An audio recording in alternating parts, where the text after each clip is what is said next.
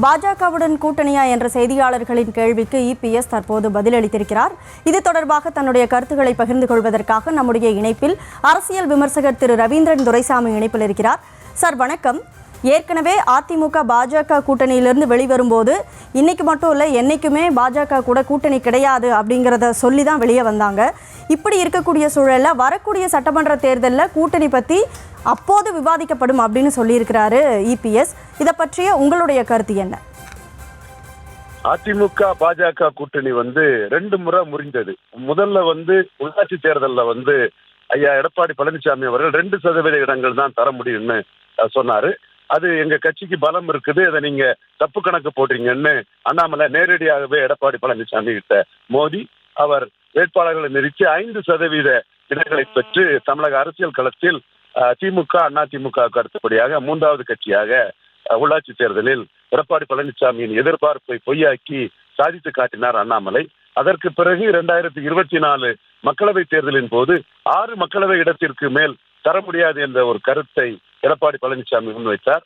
அண்ணாமலை பொறுத்தவரையில் இந்த கூட்டணியில் கிறிஸ்தவ முஸ்லிம் வாக்குகள் பாஜகவிற்கு எதிர்ப்பு இருப்பது போல் 2 ஜாதி கட்சியாக, வன்னியர் கட்சி வெள்ளாள கவுண்டர் கட்சியாக மாறிவிட்டதனால் அந்த 2 பகுதியிலுமே பிற ஜாதிகள் ஜாதிய ரீதியாக நம் ஜாதிக்கு இந்த கட்சியில் எந்த பலனும் இல்லை என்று எடப்பாடி பழனிசாமிக்கு எதிர்ப்பு இருக்கு என்ற கருத்தை டெல்லி பாஜக தலைமையிடம் மோடி அவர்களிடம் தெளிவாக கூறினார். நாம் சேர்ந்தாலும் வெற்றி பெறுவதற்கு வாய்ப்பு குறைவு, எனவே 12 இடங்களை பெற்று நாம் 10% மேல் வாக்கு இருக்கக்கூடிய அளவிற்கான இடங்கள் நமக்கு வேண்டும் என்று அண்ணாமலை கேட்டார். அதற்கு எடப்பாடி பழனிசாமி சம்மதிக்காததனால் 2 பேருமே தனித்தனியாக இருந்த போது அண்ணாமலை தன்னுடைய சாதுரியத்தால் உழைப்பால் 12% வாக்கு வரை பாஜகவிற்கு நிரூபித்துள்ளார். இப்பொழுது என்டிஏ 18%, அதிமுக தேமுதிகவின் சேர்த்து 23%, அதிமுக 20% என்ற நிலைமையில் இருக்கிறது. எனவே இங்கு தொகுதி பங்கீடு தான் மிகவும் முக்கியம். அதிமுகவிற்கு 100 இடங்கள் என்றால் என்டிஏக்கு, அதாவது உறுப்பு 90 இடங்கள் என்பதை அண்ணாமலை முன்வைப்பார். 100, 90, 10, 9 என்ற பலத்தின் அடிப்படையில் பங்கீட்டை அண்ணாமலை கேட்பார். இதற்கு எடப்பாடி பழனிசாமி ஏற்றுக்கொள்வாரா என்பது தெரியவில்லை. திமுக எதிர்ப்பு தான் பாஜகவுக்கு பிரதானம் என்று எடப்பாடி நினைத்தால் அவரை போல் ஒரு ஏமாளி அரசியல்வாதி தமிழ்நாட்டில் கிடையாது. காரணம், ராஜ்நாத் சிங்க அனுப்பி கலைஞருக்கு நாணயம் வெளியிட்டு கலைஞர் நினைவிடத்திற்கே அண்ணாமலையும் வரும்படி செய்தவர் பாரத பிரதமர் மோடி அவர்கள்.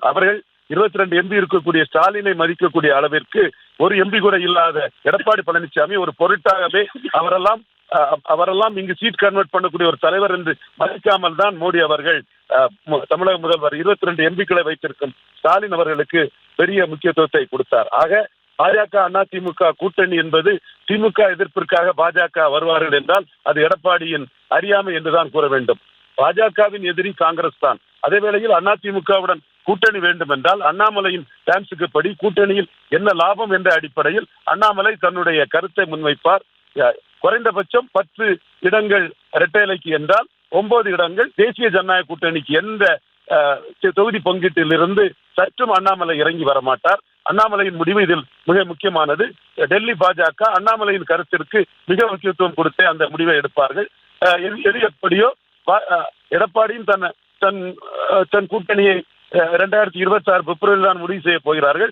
பாஜகவும் தங்கள் கூட்டணியை பிப்ரவரியில் தான் முடிவு செய்ய போறார்கள். அண்ணாமலையை பொறுத்தவரையில் இந்த சீமானுக்கு ஒரு நிச்சயமாக சார், பாஜகவுடன் கூட்டணியா என்ற இபிஎஸ் பதில் கூறியதற்கு உங்களுடைய கருத்துக்களை முன்வைத்தீர்கள். இணைப்பில் கருத்துக்களை பகிர்ந்ததற்கு நன்றி திரு ரவீந்திரன் துரைசாமி.